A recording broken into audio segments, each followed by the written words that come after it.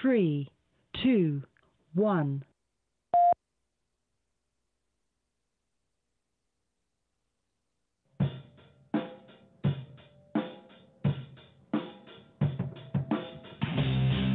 Thank you for joining us on History FM Radio on LiveParanormal.com and History FM. From paranormal to the unexplained history, it all happens here. Looking to enhance your radio experience? Participate in live interactive chat 24/7 with our radio show hosts and other like-minded people on www.liveparanormal.com, the only interactive social chat room supported by full interactive media. Stop by now and join in on the fun.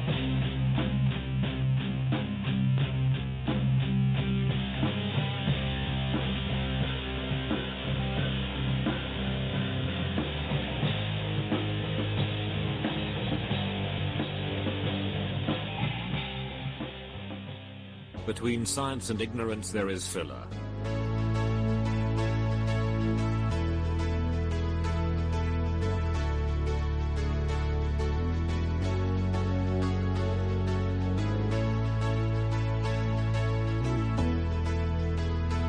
Paranormal Filler 2.0 is on.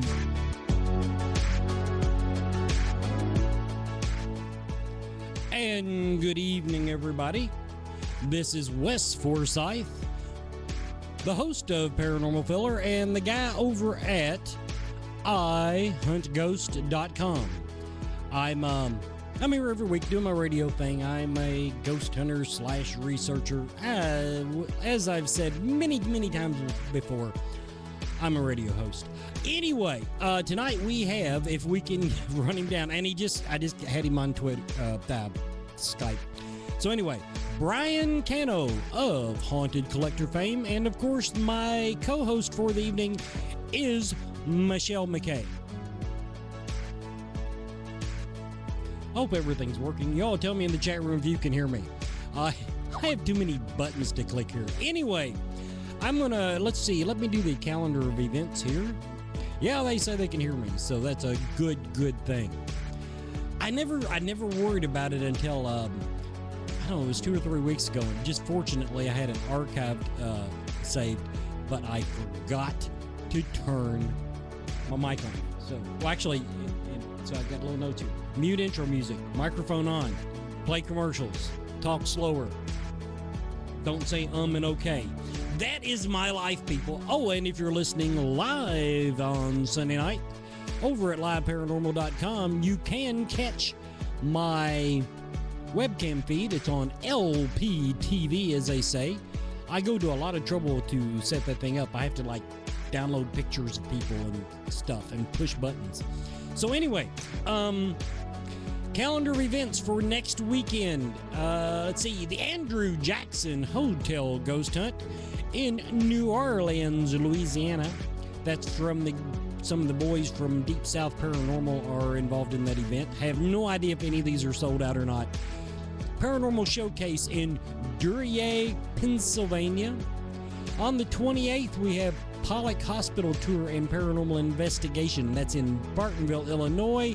The Mystic Paranormal Fair comes up on July 11th through the 13th. That's in Lexington, Kentucky. One of these days, I'm going to get to go again. There has got to be. I have got to get a break.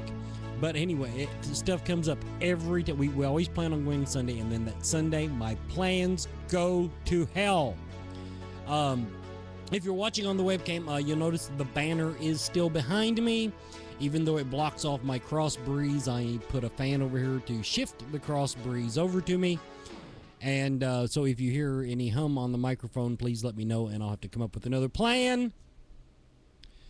But that's where we are on that. I'm surprisingly comfortable considering it got 90-some degrees today. But anyway, follow me on Twitter. Don't forget, you can go to ihuntghost.com, find my Twitter feed, my Facebook page, which I hate to admit is sadly neglected for the last month. But, and you can find all my affiliate links and everything. So, let's go ahead and get Michelle in here. Find the right button. And welcome, Hi. Michelle. Can you hear me? I can hear you great. Awesome. Michelle was having trouble. What was it? Your microphone wanted your computer wanted you to plug your microphone into the headphone jack or something silliness like that.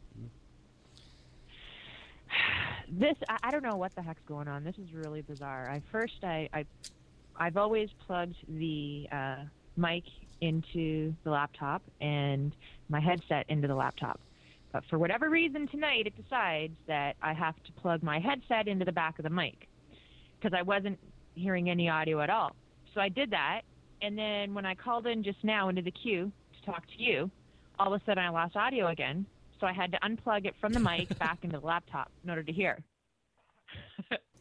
And I liked it the other way because I could hear myself talk, so I'll know whether I'm being heard or not. But whatever. Right. You get just that little bit of feedback there. That's why if I don't hear that on my headphones, that's if you hear me ask in the chat room if anybody can hear me, that means for whatever reason I'm not getting that feedback on my headphones. With me, it comes from I used to do public address announcing, and of course I learned to talk through god awful echoes, but I have that instilled in my head that I need to hear my voice to trust that I'm making noise. I guess I think therefore I am, but that I know that there's something for the computer to pick up on. Yeah, I agree. I understand what you're saying, but I don't know why it's doing this. That's just really bizarre. I don't know. It's never done it before, so I don't know. Maybe it's the MIBs. What? Oh, Men in Black. Maybe it's the MIBs. Yeah. I don't want to call them by their real name in case I draw them towards me, because everything I've been doing with my uncle's files last week, I'm trying to lay low. Well, see, we've got our own. Our thing down here right now is we're all worried about our IRS coming in, going through our stuff, and we got that chick on that was in charge of it, Lerner, her name was, and okay, Internal Revenue Service, and she says her computer crashed, and she lost 2 years worth of certain files. First of all, that is going to be everyone's go-to response when they get audited for the next 2 years. And right. Have you heard about? Are you kidding me? Seriously, Wes? The same thing happened up here in Canada with our tax website. It went down, it was they claimed someone hacked into it and stole everyone's passwords. It was just like about a month or two ago. The world is going to hell, but fortunately, I don't know about you all. I don't know about you guys up in Canada, but we have Edward Snowden, who has backup files of all the information. So we're working on getting that. And now do you all? I need to learn more about Canada. Sci-Fi Channel. Do you all get to watch that in real time up there? In real time? Well, I mean, I don't know. I mean, I don't watch. I don't have cable because I just don't have the time to watch it. So anything that I need to watch, I'll just watch it online. Okay, well, I don't think this has been online yet. So There's a new show out called Dominion. See, I knew I was barking up the wrong tree because I want to talk to somebody about Dominion. It's this new show that Sci-Fi has out that basically it's set in the not so distant future, and angels have decided to try to take over the earth. Really nasty, pissed off angels, and oh yeah, and I watched it, and it has great production values. But when you're an angel freak like I am, that holds them so dear to your heart, you just can't get into a TV show that has them all being dicks.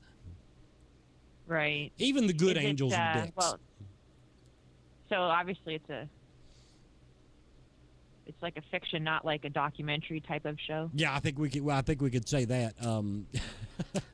Although oddly enough, and I know a lot of one of the angels that they had on the show, one of the real dick angels, looked oddly like one that I happen to know hangs around me. So now I'm all worried that maybe they're just going to leverage me. They're waiting to leverage me to take over the earth or something like that. Maybe, you never know, Wes. They might do it right on Paranormal Filler. Yeah. Well, you know, that's why they would choose me, because of my vast media empire. They know that they could get their message out. Oh dear okay. God. A couple things I did forget to mention on the calendar. Next weekend, is it next weekend? It's the 6th. No, it'll be 2 weekends away. 2 weekends away. Mansfield Reformatory.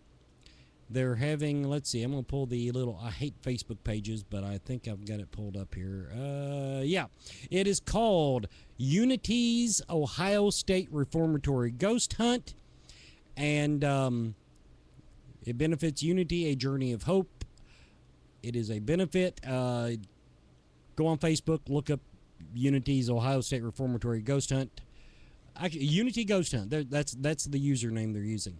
And our guest tonight, Brian Cano, will be there. Chris Mancuso, his partner in crime. Chris Deadman, who has a new show. Well, actually, it's an old show, but he's bringing it to Live Paranormal, relaunching it on Live Paranormal. Rosalind Brown, who I better not say. I think Rosalind is into crystals and stuff. Don't know the next one, but I'm on the show bill. I'm sharing a show bill with Brian Cano. My fame grows day by day. And then everybody remember July, let me pull that. I got that pulled up. July 2020, I want to make sure I get 26th or 27th, right? The Paranormal SuperCon, yes. Well, actually, I'm sorry, I gave the dates wrong. The meet and greet is the 25th, but the actual expo is July 26th. That's in Erie, Pennsylvania. The Paranormal SuperCon. You can go to paranormalsupercon.com and find out all types of. And I'm on that show bill too, but that's because I work here.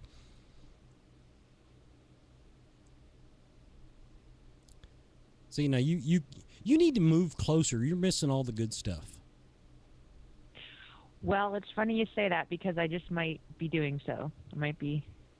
I have about 4 big projects that I'm working on right now, and that have to do with the States. So I just might be landing in the States. You never know. Well, you know, if you swing through the Kentucky greater metropolitan area, that I will buy you the adult beverage of your choice. Well, cool. Now, I have to say, though, if you could swing it, if you could get here in September and come to Scarefest, that would just knock everybody's socks off. Anyway, we need to get Brian Cano on here. Now, everyone, I am going to try to Skype him. He is on the road coming home from a event. I don't even know if he's home yet. Dun, dun, dun. Dun, dun, dun. Let's see. Now I'm going to make sure I do this right. Because once before, I did it wrong.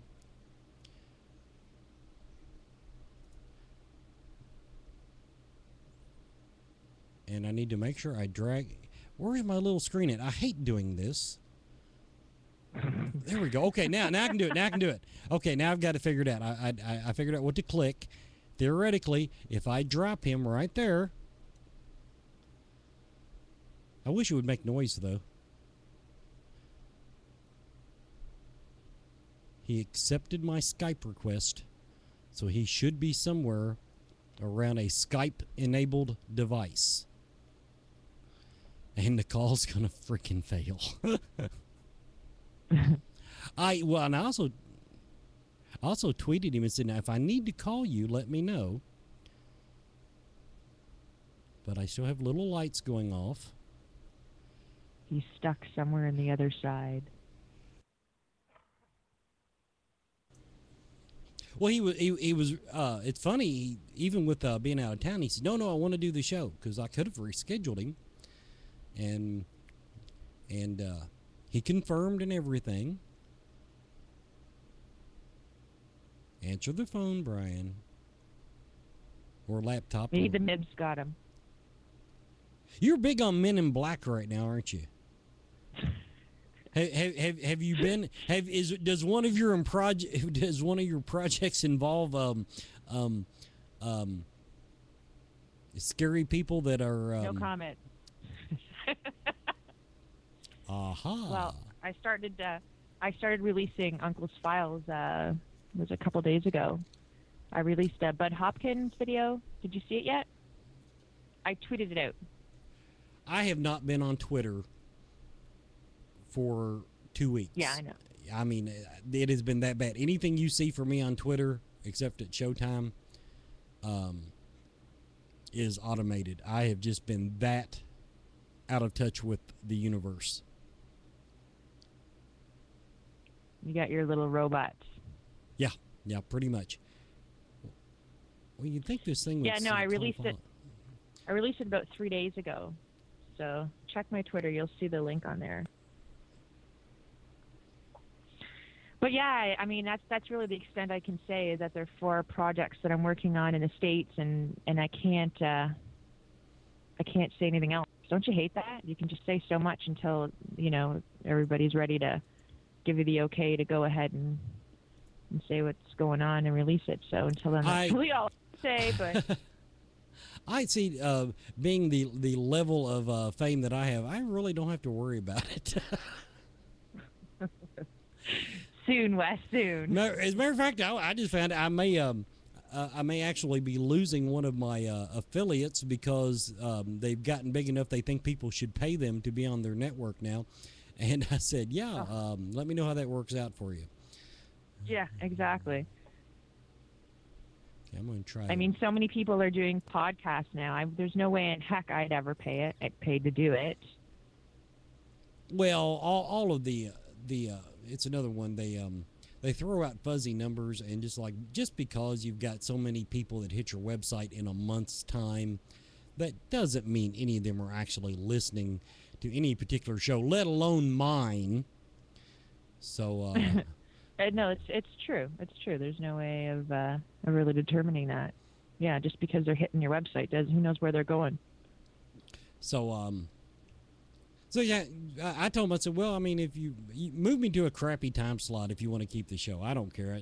It's not one of my bigger traffic ones. I mean, they got a good name and it's a good website. I don't want to disparage them in any way, but most of my traffic, of course, comes from the paranormal websites, and that's the one network I'm on that's not paranormal centered. Mm-hmm. So let's make sure. Nope. How's Brian coming there? Not at all, Haven't reached him and yet. he didn't answer my last text, so he's probably in the bathroom or something. Or driving or something. So, but that's why I have co-hosts, so you can entertain me for the next until I get ahead of it. This is becoming a theme, though. Although with Chris Fleming, my problem with that was he was on the line. I just could not get him connected. But no, Brian is not picking up his Skype, so I'll just keep trying him. He might be having internet problems or something. Who knows? Yeah, because, I mean, I don't know where he was planning on stopping at to do this, whether he was doing it on cell phone or what. But oh, he's on the road? Yeah, he said he was on the road and he was going to pull over somewhere and do the show. And yeah, that's the thing, because I know when I was filming for the television series up here in Canada, and when you're on the road and you're going from town to town, you don't even... you don't know what kind of internet service you're going to get, and you land in one town, and the hotel can say, oh, yeah, we got the Wi-Fi, and blah, blah, blah, whatever, and, it's just crap you can't get on, and so... Well, see, I run into that with my live events, the Spiritual Expo.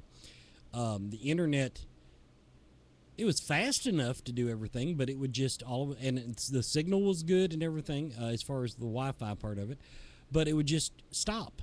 It would just drop the show, the calls, everything. So that was a debacle that I wasn't prepared for. Then when we go to Mansfield, now they've already warned us. Mansfield has warned us. We're going to do a live broadcast from there, but they've already said the Wi-Fi is horrible. So we're going prepared to use our 4G phone service. But just in case, today Rob called and he said, bring your backup plan, which basically means I have this little odd-looking microphone that I can Bluetooth to my phone that that way we could actually do the shows, as the case may be, because Chris is going to broadcast from there too. Do the shows over the telephone and have them come out of reasonable quality. Cool. Wouldn't it be cool the day when we can just have a little device and, you just plug it into your laptop and you can have internet from anywhere in the world? That would be really cool. Once we can get to that state. That is actually one of the things that I am surprised is not more. I'm surprised we're not further along towards that goal, because if you look at from the 95 to 2000, how much the internet grew, and then leaps and bounds after that. But then the last few years, in my opinion, of course I'm tainted because I'm here in Podunk, Kentucky, the internet, there's still a lot of crappy internet around, and I can't believe the hotels that still charge you for a Wi-Fi connection. Really? Yes. Charging you for Wi-Fi connection? Oh yeah, and the more expensive the hotel, generally, the more likely you are to have to pay for Wi-Fi. And so I've ran into that on the road. But I really thought by now that we'd either have some generic thing on all the cell phone towers at the least, or I thought maybe satellite technology would be moving along quick enough that, kind of like you said, we'd have Wi-Fi pretty much everywhere that you had a clear line of sight to the sky. Well, yeah, like you'd think we should be able to have some little stick that we can just, plop into the laptop and you can just get internet anywhere.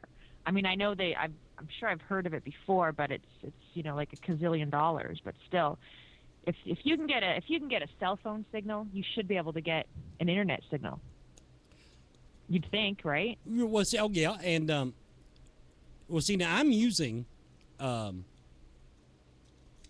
internet over my cell phone carrier. Of course, I've got my hotspot on my phone for when I'm portable.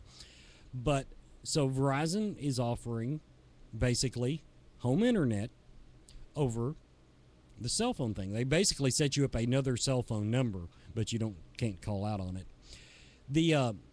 Here's the thing. Okay, I can get the same speed on my cell phone, which is fast. I'm not complaining about the speed.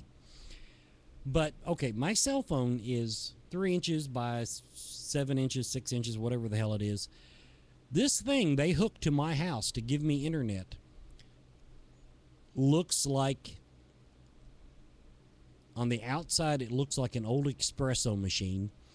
And then it doesn't just have a router inside. It has like 2 different boxes. So, in other words, rather for something that I can do on my phone, they had to hook up this god-awful device that has blinky lights, no less, on the outside of my house. My house always has Christmas lights now.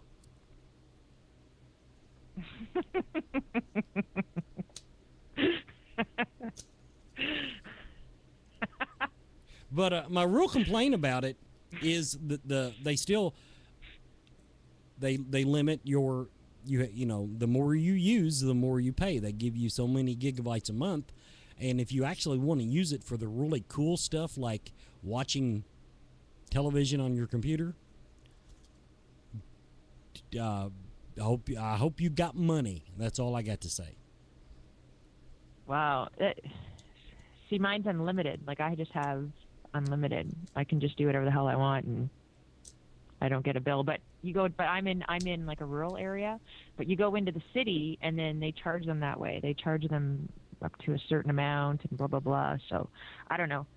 Well, see, now my actual internet that I have with AT&T, now it's unlimited, but it doesn't work half the time. So it's one of those things in the retail trade. People will call up and say, well, so-and-so has it for $1 less, but they're out of it. I said, well, if I was out of it, I could have it for $1 less too.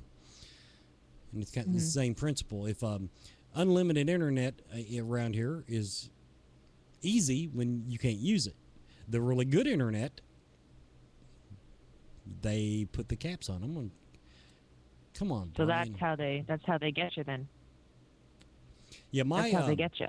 I am paying. I want to say it's like, with taxes and fees and everything, I'm paying I think $60 a month for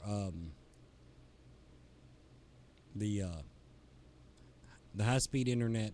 Plus, I've got the backup on my phone. You know, I've got the 4G on it, and then I'm paying $40 or $50 a month for the AT&T that I have to keep. Oh. Because I like watching Netflix. There, I said it. Hey, listen, how did the tarot card reading go for you? You still doing Almost non-existent. Are you kidding? I told you I'd be on to something else by now. Actually, I'm not on to anything else. I've got the cards here, though. And I have the instructions here. Yeah, I was thinking about that, and I wanted to tell you that, like, you're really too busy to be sitting there. Everybody pretty much is too busy to be sitting there reading all these explanations of what all these cards mean. When really, when you're reading the cards are just like a mechanism, for getting into your psyche, into your quote-unquote psychic mind, right? So all I'm saying is, if you really want to learn the cards, throw the little book away. You don't need the book. Just pick up a card and whatever that card means to you. So you look at it and whatever you think, look at it as like a scene in the movie, right? So whatever question you're asking, then you look at the card and whatever the card looks like is going on, that's the answer. So for example, if the person in there looks stressed out, or if it looks like, say they're stressed out, but they kind of have a handle on things, then that's your answer. And if you keep going in this manner with the cards, eventually you'll find it will work for you. And that's like they work for you in that sense, But learning someone else's or the generic meanings of the cards, good luck. Like you'll be there for like a year or two. Read me some cards. You can do it. Before I do that, I'm going to make sure. Brian, are you on the line? I am here. You snuck up on me. I'd gotten so used to just kept trying to dial it, and then I looked down and I said, wait a minute. The little blinky thing isn't going. He might be on the line. Like a phantom that just comes into the room and observes. I'm like the spirits we all look for. I'm just watching you guys going, Yeah, my apologies. I was having some issues here, so... no apologies needed. I was prepared for any eventuality, and in honor of your visit, because that's what the topic was when I figured out you were on the line, I am going to give you a free tarot card reading. Oh, yes. Please let it be a positive one. Well... Lucky, Brian. You're so lucky. The problem is, Brian, that I have no idea what any of these mean. And Michelle was just telling me how I'm supposed to go by the meaning. Okay, Brian. I have. It's like this 6. Is there 6 of them? No, there's 7 of them. Tell them what you There think. are 8. What the hell? How do you tell what the actual card is? What does 8. it mean to you? Okay, it is the 8 of Swords. And this card tells me you are getting ready to embark on a new project. Okay. There you go. That's all I got for you. And the only reason I say that is because it has a little cocoon on it. Oh. So like a chrysalis, I'm going to emerge on the other side. Yes, multicolored. I never say words that I'm likely to mispronounce, but that is the word that is the proper word for what is on the card. Interesting. So I was bragging before you came on. I've got in the next month I am on 2 show bills with you. Yes, it'll be good to see you on the road. But I was telling him you'll be at the Unity's Ohio State Reformatory Ghost Hunt, and you'll, of course, be at the Paranormal SuperCon. And you've been a busy man this summer. I have not stopped. I feel like I like a shark. If I stop, I die. And it's gotten to the point where I'm very much a creature of inertia. Body at rest tends to stay at rest. And, when I do have these periods of inaction, or if I'm busy doing the day job and I'm home, I tend to not want to leave the house. I tend to not even want to go out to get food. I'll just be involved in whatever project I'm working on. But if I'm on the road, say, when we were filming Collector, I'm on the road for 3-4 months. Yeah, it's hard, and yes, I do miss home and the people who are here, but I love being on the road, so it's constant adventure. Well, from what I've been able to gather, being on the road has definitely been your forte. Actually, pretty much since the show went off the air. So good for you. And now, before I turn over to Michelle, I want to. Hey, are you concentrating more of your energy now on the back to the Scared project that you started with? I think my attentions are divided into lots of little categories. The project that we're working on right now with Scared is called the Paranormal Compendium, and this is a very large project. It's a little daunting, and since we have no budget, we're doing it on our own time, so it's taking a little longer than expected. But the concept of this, this too went through a chrysalis of sorts. About 4 or 5 years ago, we started a project that we codenamed the Social Doc, and at the time, everyone was making, whether it be on TV or independent, everyone was making shows or documentaries about places or teams, and they were very focused on themselves. I wanted to take the camera and turn it around 180 degrees and look at everyone else, and then spin it 360 to look at everyone as a community. And I wanted this to be almost like the documentary Trekkies. And that was a documentary about Star Trek fans and their world, their subculture. Mm-hmm. And for those of us in the paranormal, I mean, in the morning I fire up the computer, I go on Facebook, and it's like Paranormal Facebook, because that's all that's in my feed. But we're only a subsection of the general populace. So for people who don't get it, I wanted this to be a documentary where they're like, oh, that's what you guys are doing. I understand. But I kind of dropped the ball on that one. I missed an opportunity to have a common thread uniting all the disparate parts of that documentary. And the perfect thread would have been Haunted Collector. When we started it, I wasn't on it, and now, hey, I'm on the other side of it. It would have been nice to see the rise and fall of that particular storyline joining all the parts. But we have so much footage, and we've been getting a lot of new interviews and new things. So this new project that it's become, and we're springboarding off of the notes from the last one. All right, here's the problem. I'm identifying the problem with, and this is the thing too, because since we started that last doc until now, the field has changed somewhat.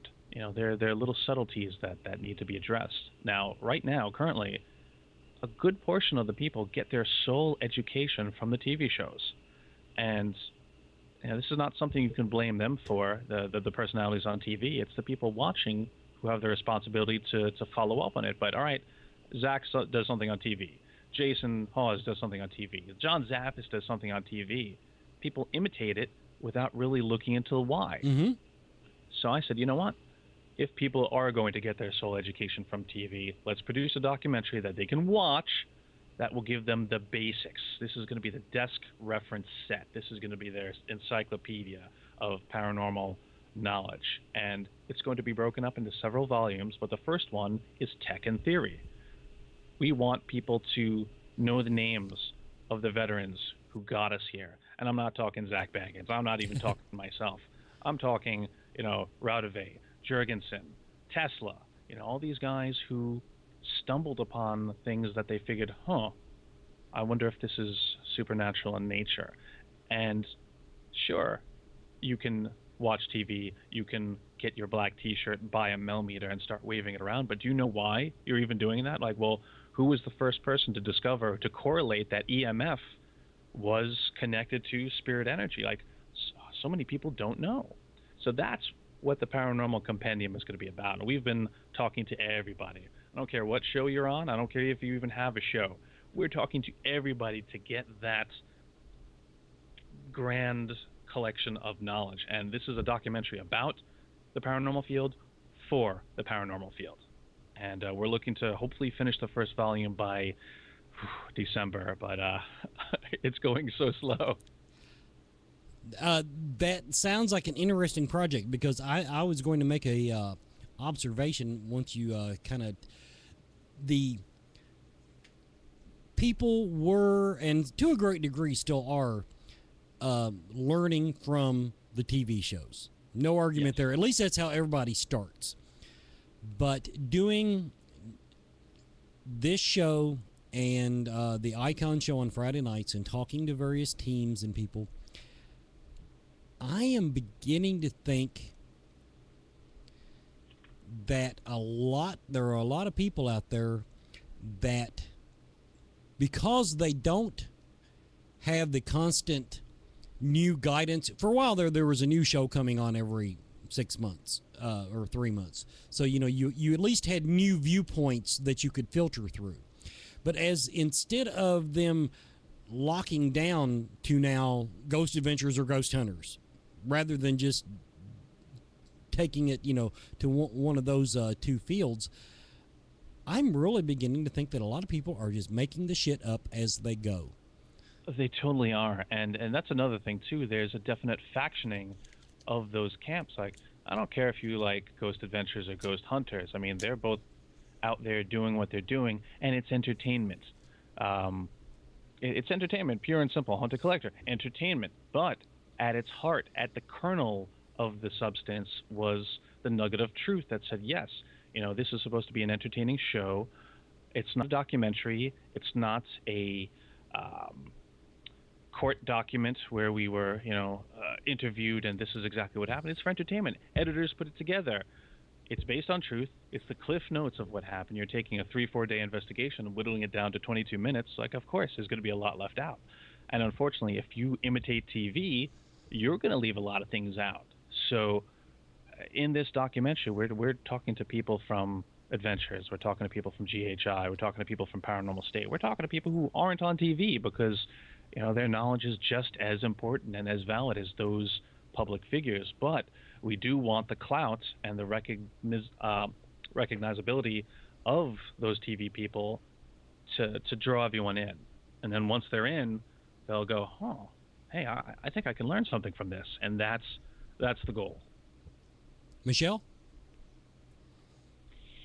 Yeah, Brian, I think that's really needed because myself, I understand from the television point of view because I was the lead investigator and host of a television series up here in Canada. I'm Canadian in Canada, and which was on Discovery ID. But you film all night and only a little bit of that is shown. So it looks like, you're just doing this or that. And so much more is cut out. And I think, especially with the networks and broadcasters, the kind of sometimes the scientific aspect of it, they think is going to be too boring for the viewer. So in a sense, it's really the viewers in the end that vote by what they watch and, what they want to watch and don't want to watch and whatnot. But anyway, that's the thing. When it comes to the viewer, I mean, the paranormal is an interesting anomaly as far as TV entertainment goes.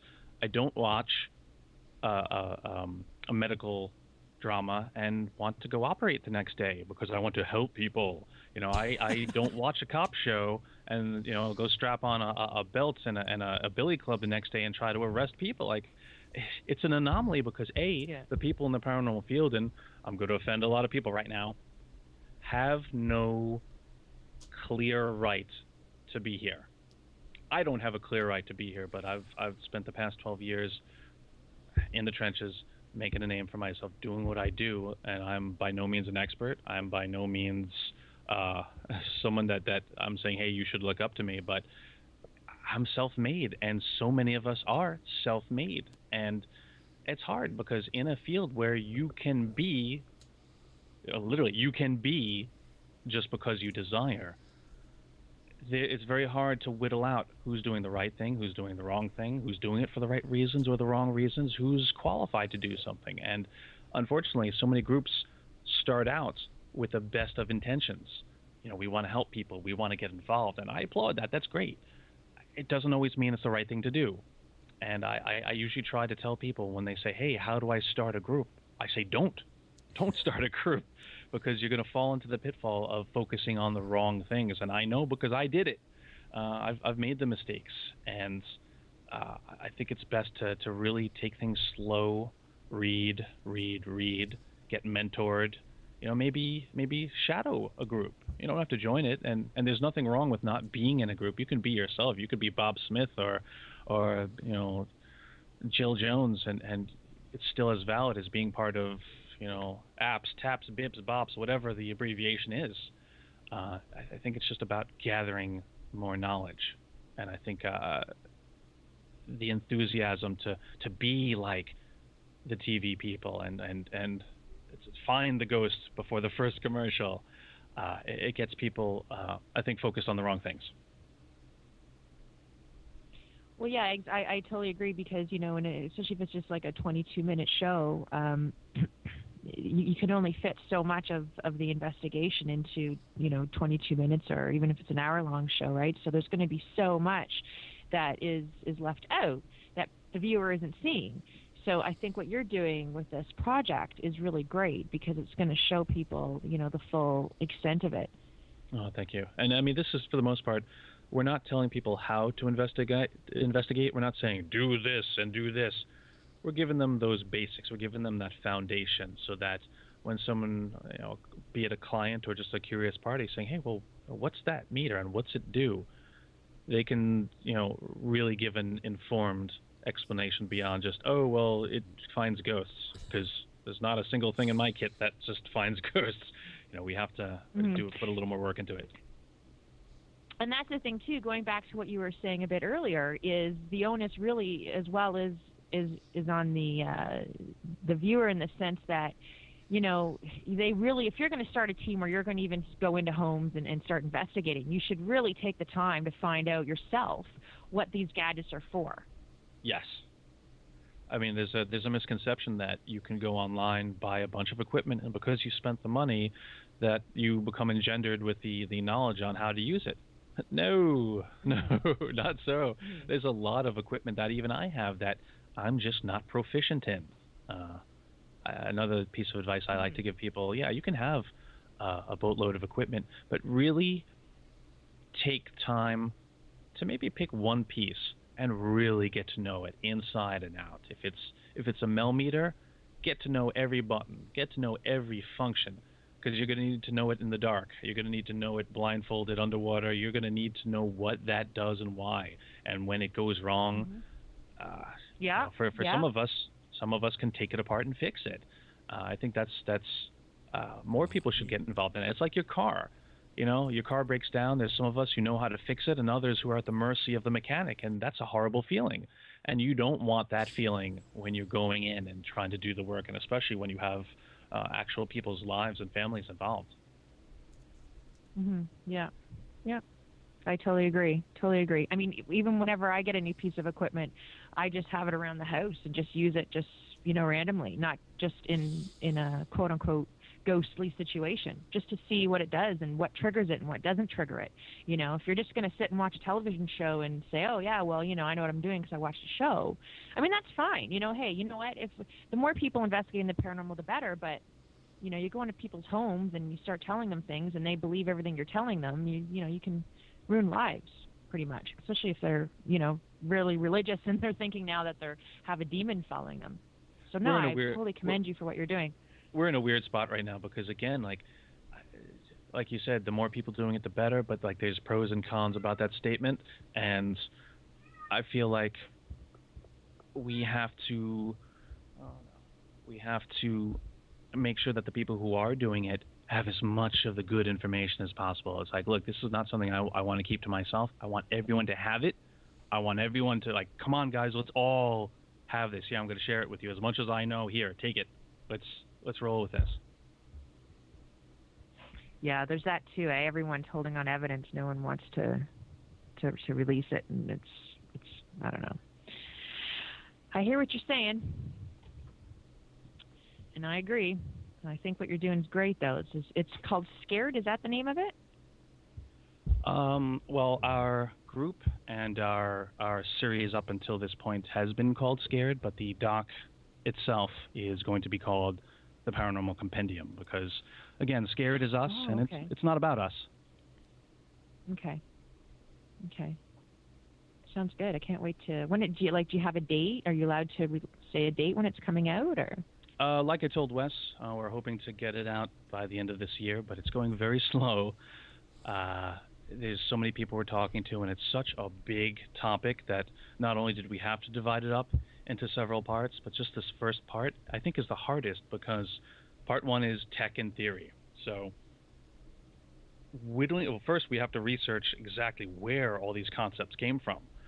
I mean, think of it this way. Half of the knowledge we have, cold spots, that indicates a spirit is near trying to manifest. EMF bubbles or EVPs, all the stuff we know, we could probably trace back to a movie or, a TV reality show, and that doesn't necessarily make it accurate.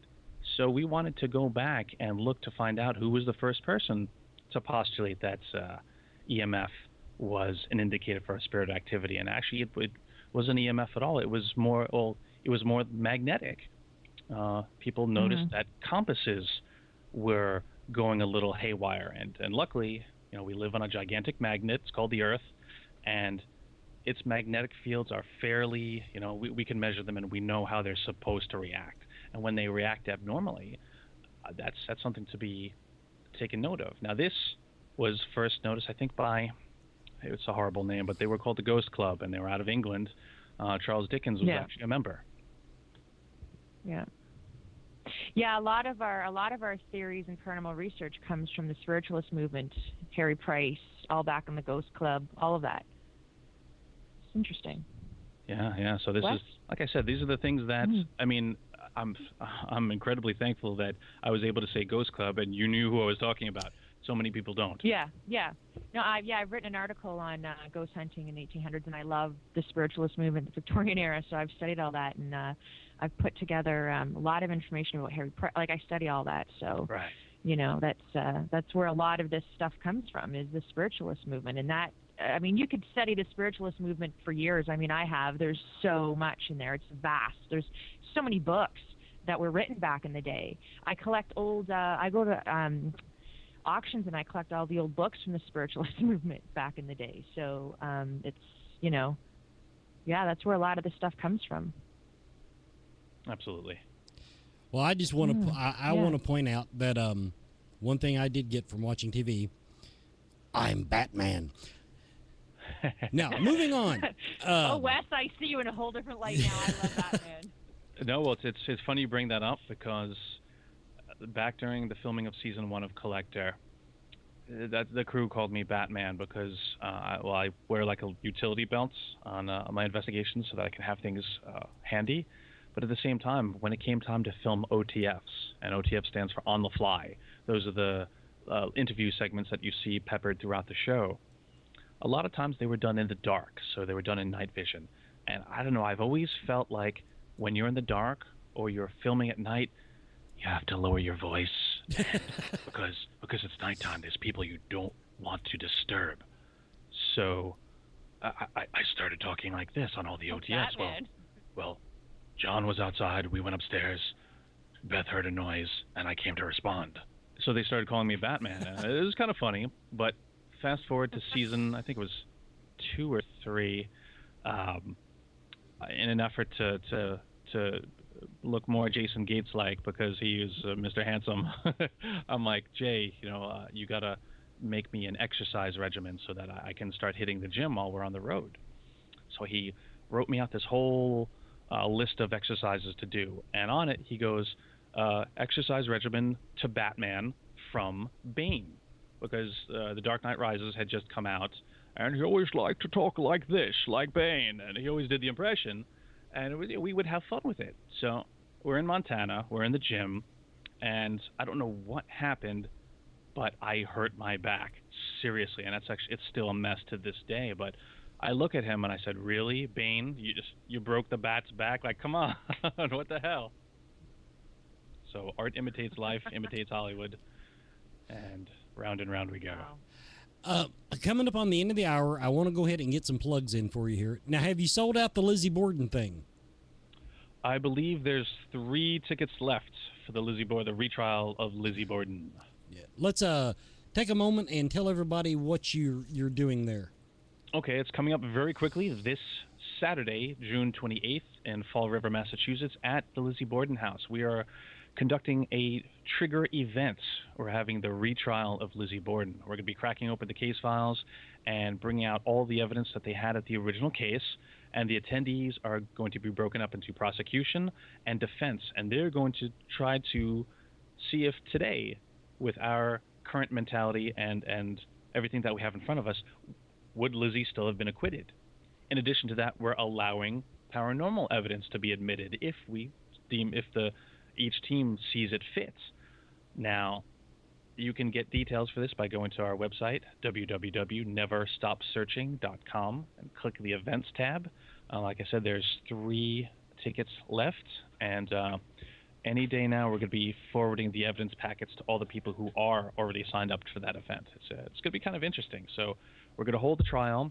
We're going to determine Lizzie's innocence or guilt, and then we're going to do a traditional investigation portion to see if the trial itself stirred up any activity, and to see if any attitudes were changed. Does Lizzie get a really great lawyer this time around? Because now that's one thing that has evolved, I'm sure, over the last 100 years. Is you've got like, well, well, I'm trying to think what rhymes with axe, because I was going back to if the glove doesn't fit, you must have quit. So anyway. Well, if the axe didn't hit, you must have quit. There you go. So you got that, and then this one actually disappoints me, but in, let's see, September, I believe it's the same weekend as Scarefest. Another event. September 13th, yeah, same weekend as Scarefest. I'm quite sure. Yes. You're going to be at Pennhurst.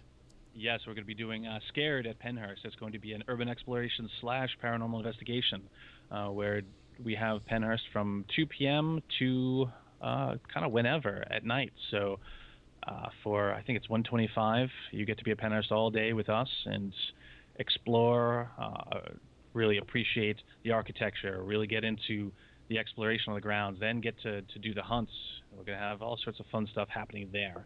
And for those of you not going south, you can come to Spring City with us and really have a good time. That, too, you can find details on our website, neverstopsearching.com. Okay, Michelle, you and Brian have 2 minutes. Give us the last question.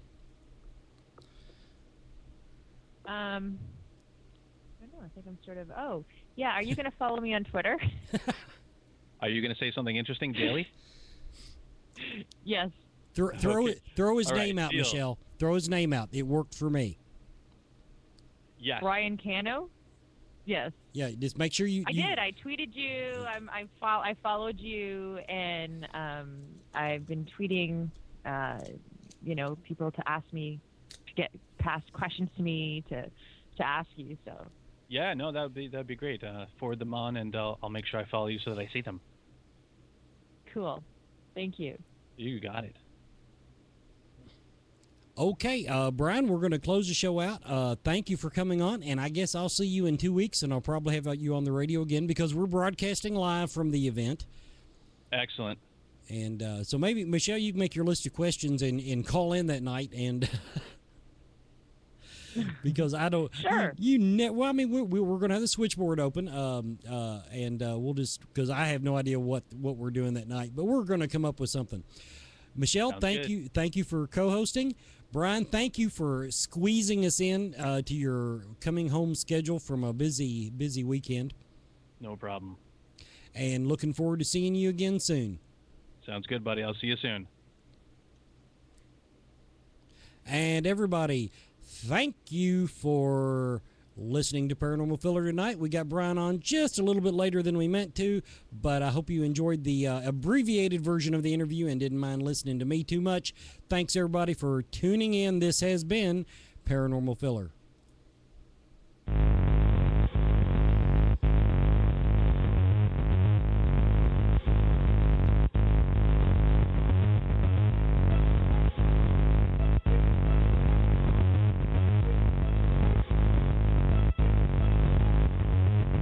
Thank you for joining us on History FM Radio on liveparanormal.com and history.fm. From paranormal to the unexplained history, it all happens here.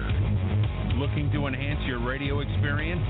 Participate in live interactive chat 24/7 with our radio show hosts and other like-minded people on www.liveparanormal.com, the only interactive social chat room supported by full interactive media. Stop by now and join in on the fun.